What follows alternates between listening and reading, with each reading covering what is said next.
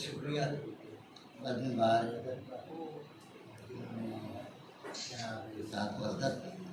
صاحب کی کتاب کی تقریب پذیرائی میں مجھے بھی مدعو کیا. یہ میرے لیے ایک بہار ادب ہمیشہ ہی ایسا کرتی ہے کہ فن کو اور ادب کو اور تمام فنون لطیفہ کے حوالوں سے جو لوگ بھی کچھ کام کر رہے ہوتے ہیں ان کو کسی نہ کسی طریقے سے پذیرائی بھائی.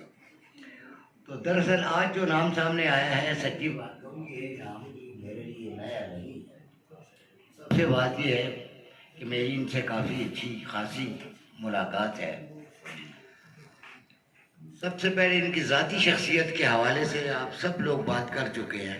مجھے ان کا عجز و انکسار اور وہ تہذیبی اور اخلاقی رویہ جو ہماری نسل کا تھا اور یہ ہم سے چھوٹے ہوتے ہوئے اس رویے پر کاربند ہے، اس بات پر یہ مجھے بہت ہی پسند ہے. سچی بات کہوں کہ ہمیں ان میں اپنی جھلک نظر آتی ہے، ورنہ آج کل کی نسل کا جس کے ساتھ میں وابستہ ہوں اور روزانہ ان کے ساتھ بیٹھ اٹھا ان کا وہ اخلاقی رویہ وہ تربیت نہیں ہے، لیکن یہ اس ورثے کو سنبھالے ہوئے ہیں جو ورثہ ہمارا تھا. تو یہ ان کی شخصیت کا ایک نمایاں پہلو ہے جو میں سچی بات کہوں کہ بڑی قدر کی نگاہ سے دیکھتا ہوں. اب رہی بات یہ شہر میں گاؤں کے بندے جو کتاب کا عنوان ہے، میرے نزدیک میں کوئی کتاب اس وقت تک نہیں پڑھتا جب تک کہ میں اس کے ٹائٹل کو نہ سمجھوں. یہ میری ایک عادت ہے. یہ ٹائٹل بات یہ ہے کہ اس کو جو میں سمجھ سکتا ہوں اس کے دو حوالے ہیں. ایک تو ساری دنیا گلوبل ولیج بن گئی ہے. یہ جب گلوبل ولیج بن گئی ہے دنیا تو اس میں تمام بسنے والے انسانوں کا ایک المیہ ہے. فریگمنٹیشن ہو گئی ہے. جب مختلف تہذیبیں مختلف ممالک سوشل میڈیا کے ذریعے فیس بک کے ذریعے جب اکٹھے ہو گئے ہیں تو ذہنوں میں شروع میں ایک بہت بڑا انتشار پیدا ہوتا ہے اور وہ انتشار پیدا ہوا ہے. اس انتشار کا پروسیس ابھی برقرار ہے اور وہ چل رہا ہے. فریگمنٹیشن چل رہی ہے. اس میں جو آج کا سوچنے والا انسان ہے جس المیہ سے دوچار ہے وہ المیہ اپنے وجود کو اسبات کی شکل دینے کا ہے. کیا بات ہے، کیا بات ہے. اور وہ اسے ابھی رائے سجائی نہیں دے رہا. تو ایک تو حوالہ ہے کہ اس عالمی ماحول میں اپنے وجود کے اسبات کا حوالہ ڈھونڈ رہا ہے جو ابہام سے شروع ہوتا ہے اور یہ ایقان پہ منتج ہوگا. دوسرا حوالہ اس کا ایک لوکل حوالہ بھی ہے جو علاقائی حوالہ ہے جو زیادہ میں قریب تر سمجھتا ہوں اسحاق وردک کے. وہ یہاں کا علاقائی حوالہ ہے کہ میں اس نسل کے المیے سے واقف ہوں جو شہر پشاور کے قریبی مضافات اور دور کے مضافات سے یہاں آ کر جس طریقے سے ہر جگہ پر ہوتا ہے کہ کم ترقی یافتہ شہروں والے لوگ جو ہیں وہ بڑے شہر میں جا کر اپنا کاروبار اور مقام پیدا کرتے ہیں اور ان کو جو مصیبتیں اٹھانی پڑتی ہیں وہ مصیبتوں کا احساس انہی کو ہو سکتا ہے، ان کی آنے والی نسلوں کو نہیں ہوتا. اس وقت آپ دیکھیں جو امیگرینٹس ہمارے باہر ہیں اس میں ہاؤس آف لارڈس کے ممبر بھی ہیں بر صغیر کے لوگوں میں. پرائم منسٹر بھی بننے کے والے ہیں آ گئے ہیں، سینیٹرز امریکنز ہیں اور کون کون سے لوگ وہاں پر. لیکن ان کو یہ پتہ نہیں ہے اس دکھ کا جو ان کے آباء و اجداد امیگریشن کر کے آئے تھے اور انہوں نے جو دکھ اٹھا کر اپنے آپ کو انگلینڈ میں اور امریکہ میں اور یورپ میں مستند کیا اور وہاں پر اپنی اولاد کے لیے دروازے اور مواقع فراہم کیے. یہ ان کی اولاد کو بھی شاید اس دکھ کا احساس نہ ہو. یہی حال یہاں کا بھی ہے. اس المیے سے میں اپنی عمر کی وجہ سے تھوڑا سا واقف ہوں کہ یہ دور دراز مضافات سے اور قریب مضافات سے جو لوگ پشاور کی فصیل کے اندر داخل ہوئے ان کے اب اولادیں جو ہیں وہ سیاسی منظرنامے پر بھی بہت آگے ہیں، معاشی منظرنامے پر بھی بہت زیادہ آگے ہیں پشاور میں، ادبی منظرنامے پر بھی وہ چھائی ہوئی ہیں، لیکن ان میں سے بہت کم کو احساس ہے کہ ان کے آباء و اجداد نے جب یہاں آ کر اب سکونت اختیار کی تھی تو انہیں کون سے المیے کا اور کون کون سے مسائل کا سامنا کرنا پڑا تھا۔ اسحاق وردک صاحب ان لوگوں میں سے ہے جن کو اس المیے کا احساس ہے، ورنہ بہت سارے لوگ ایسے ہیں جو نئی نسل جو باہر سے آ کر یہاں پر اب پورے سیاسی منظرنامے پر بھی چھائے ہوئے ہیں، ان کو کچھ پتہ نہیں ہے کہ ہمارے آباء و اجداد نے ہمارے لیے کیا کچھ کیا۔ لیکن آج ادب بھی ان کے ہاتھ میں ہے، سیاست بھی ان کے ہاتھ میں ہے اور تجارت بھی ان کے ہاتھ میں ہے، لیکن ان کو یہ پتہ نہیں ہے کہ یہ ہمارے آباء و اجداد نے کس طریقے سے یہ راستہ ہمارے لیے یہ انہوں نے، میں تو یہ سمجھتا ہوں کہ اس شہر میں گاؤں کے پرندے میں بنیادی جو محرک ہو سکتا ہے اسحاق وردک کا، وہ اس المیے کا احساس ہے۔ اور یہ عنوان بھی پہلے اس حوالے سے ہے، اس کے بعد اس کے نقد و نظر کرنے والے عالمی حوالے بھی بنا لیں اور جتنے حوالے بنائے بنا سکتے ہیں۔ اب میں آپ کو ان کے کرافٹ کے بارے میں بتا دوں، انہوں نے فن کیا اختیار کیا ہے۔ ان کے فن کو لاجک میں، چونکہ میں ساری عمر فلسفہ میں بھی طالب علم رہا، اور نقد و نظر میں جو ارسطاٹل نے شروع کی تھی، اس میں جو کرافٹ مین شپ انہوں نے اختیار کی اس کے کہتے ہیں آبجیکٹو کو ریلیٹیوٹی۔ آبجیکٹو کو ریلیٹیوٹی آپ لٹریچر کے اسٹوڈنٹ ہیں اور آپ کو پتہ ہے ملک صاحب فگرز آف اسپیچ میں یہ کیا چیز ہے، یہ آبجیکٹو کو ریلیٹیوٹی۔ اس کو عربی ادب میں بہت پرانا استعمال کیا ہوا ہے۔ عربی ادب میں اس کو اعتبار کہتے ہیں، کسی چیز پر اعتبار قائم کرنا۔ وہ اعتبار ایسا ہوتا ہے کہ ایک عبارت کے ظاہری معنی جو مروجہ ہوتے ہیں اور ہر ایک کو سمجھ آ رہے ہوتے ہیں اور ہر ایک کے مدرکات میں وہی معنی ہوتے ہیں، تو آبجیکٹو کو ریلیٹیوٹی کو جو استعمال کرتا ہے ان معانی میں پہلا مقدمہ پیدا کرتا ہے کہ عبارت میں یہ ابہام پائے جاتے ہیں، وہ پہلے اس میں ابہام کا مقدمہ قائم کرتا ہے، اور ابہام کو جب ایک بار مقدمہ قائم ہو جاتے ہیں تو اس پر بات شروع ہو جاتی ہے۔ جب بات شروع ہو جاتی ہے تو پھر یہ ایک سفر شروع ہو جاتا ہے، اور یہ سفر ایقان کی طرف جاتا ہے، یقین کی طرف جاتا ہے، اور اصلی سچ جو ہے اس عبارت کے ظاہری معنوں سے نکل کر اصلی سچ جو ہے اعتبار کی صورت میں، آبجیکٹو کو ریلیٹیوٹی کی صورت میں وہ سامنے آ جاتا ہے۔ یہ ایک طریقہ ہے فلسفے کا۔ اور فتوحات مکیہ ابن عربی کی جو کتاب ہے جو 30 سال میں انہوں نے لکھی ہے، اور وہ 562 ابواب پر مشتمل ہے، عام آدمی اس کو پڑھ بھی نہیں سکتے، اس کے اقتباسات ہی پڑھے جاتے ہیں۔ یقین مانیے ساری آبجیکٹو کو ریلیٹیوٹی پر قائم ہے۔ پہلے وہ ابہام پیدا کرتے ہیں، ابہام سے یقین کی طرف سفر کرتے ہیں، تو انہوں نے بھی ابہام کو مقدمہ پریمیسز جو ہے انہوں نے کرافٹ مین شپ میں، وہ میں نے ایک بار کہیں منظوم تاثر لکھا تھا کہ سوچتا ہوں کبھی کہ وہ میں نے اس پر لکھا تھا کہ وجود اور رسائے کے وجود اور رسائے کی سرشتی سمٹتی لکیروں کے بیچ کون سی وادیاں گاٹیاں ہیں کہ جو روحوں کو واموں گمانوں کے غاروں میں لے جاتی ہیں، دل کو تڑ پاتی ہیں۔ یہ ہے مقدمہ۔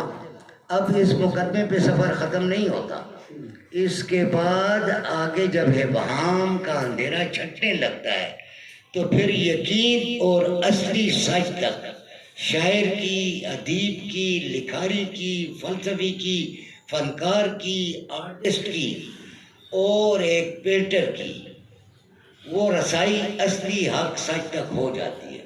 تو مجھے ان کی شاعری میں مقدمہ ابہام نظر آتا ہے، آبجیکٹو اور ریلیٹیوٹی مجھے یوں نظر آتی ہے جیسے ان کا کریفٹ ہو، اور اس کے بعد یہ ایقان کی وادی میں سفر کرتے ہیں، اور یہ ایک اچھے شاعر ہیں، ایک فلسفی بھی شاعر بھی ہیں، رومانی شاعر بھی ہیں، تغزل کے شاعر بھی ہیں، اور انہوں نے سچی بات کہوں ایک بار بیٹھا ہوا تھا، کیا نام ہے، حسن رضوی نے وہ کی غزل گائی گئی تھی، کبھی کتابوں میں پھول رکھنا، درختوں کے نام لکھنا، حسن عباس حسن رضوی، حسن رضوی صاحب کی تھی، تو وہ بنگالی نور جہان ہے۔ تو ہم بیٹھے ہوئے تھے مائنوں کے دفتر میں لوگ، تو یہ آئے، آگے بیٹھا ہوا تھا منیر نیازی، کہا کہ میری غزل سنیے آپ نے سر، وہ یہ جو نور جہاں نے گئی، انہوں نے کہا یار کوئی اچھا ہے ٹھیک ہے، لیکن پرائی ہڈیاں چبانے کی کیا ضرورت تھی؟ جب اسے کہہ دیا ہے کبھی وہ کیا نام ہے، اب کہ ہم بچھڑے تو شاید کبھی خوابوں میں ملیں، جس طرح سوکھے ہوئے پھول کتابوں میں ملے، تو کیا ضرورت تھی یار یہ لکھنے کی کیا ضرورت تھی؟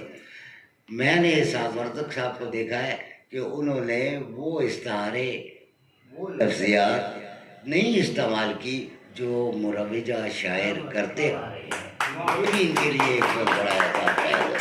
مجھے دو شعر بس ان کے جو پسند آئے ہیں وہ میں ذرا کر دوں تاکہ جناب صدر اپنی بات کر لیں اس کے آگے۔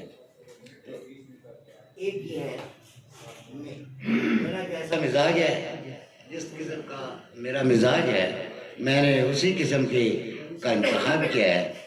نہیں جاتی اگر یہ آسمان تک، نہیں جاتی اگر یہ آسمان تک، تو پھر اس چیخ کی حد ہے کہاں تک؟ نہیں جاتی اگر یہ آسمان تک، تو پھر اس چیخ کی حد ہے کہاں تک؟ اب اگلے موڑ پر پاتال ہوگا۔ یہ دیکھیے ابہام کا کتنا بہترین پیر آیا ہے۔ اب اگلے موڑ پر پاتال ہوگا، یقین سے آ چکا ہوں میں گماں تک۔ اور آگے کیا خوبصورت ایک جسے کہتے ہیں نا کہ جسے کہتے ہیں حسن و ملال کی ایک ایسی کیفیت قائم کر دی انہوں نے اس شعر میں۔ بہت ہی خوبصورت راستہ ہے، بہت ہی خوبصورت راستہ ہے کہ سیدھا جا رہا ہے رفتگاں تک، کہ سیدھا جا رہا ہے رفتگاں تک۔ تو سچی بات کہوں اور ایک دو شعر اور میں پڑھوں گا۔ میں وحشت جذب کر سکتا ہوں، میں وحشت جذب کر سکتا ہوں سائیں، جذب کر سکتا ہوں سائیں، میں صحرا ہوں کوئی دریا نہیں۔ صحرا اور دریا میں جو انہوں نے پیدا کیا ہے، تقابل پیدا کیا ہے، صحرا کی ایک اپنی عظمت ہے، لوگ سمجھتے نہیں ہیں۔ سمندر کا اگر اپنا طغیانی ہے اور موجیں ہیں تو ہیں، لیکن صحرا کی بھی ایک عظمت ہے، اس عظمت کی طرف نشاندہی کرنا خاص لوگوں کا کام ہوتا ہے، اس طرف لوگ نہیں جاتے۔ عجب کردار ہوں میں زندگی کا، عجب کردار ہوں میں زندگی کا، کہانی میں کبھی آیا نہیں ہوں۔ یہ اپنی ذات کی نفی جو انہوں نے کی ہے یہاں پر، کیسے جسے کہتے ہیں نا جمالیاتی پیرائی میں کی ہے، اور اس میں جمالیات میں فلسفہ بھی بہت بڑا ہے۔ تو میں تمام احباب کا شکر گزار ہوں اور آپ کو مبارکباد دیتا ہوں. خدا آپ کا یہ سفر جاری رکھے اور انشاءاللہ آپ اچھا مقام پائیں گے.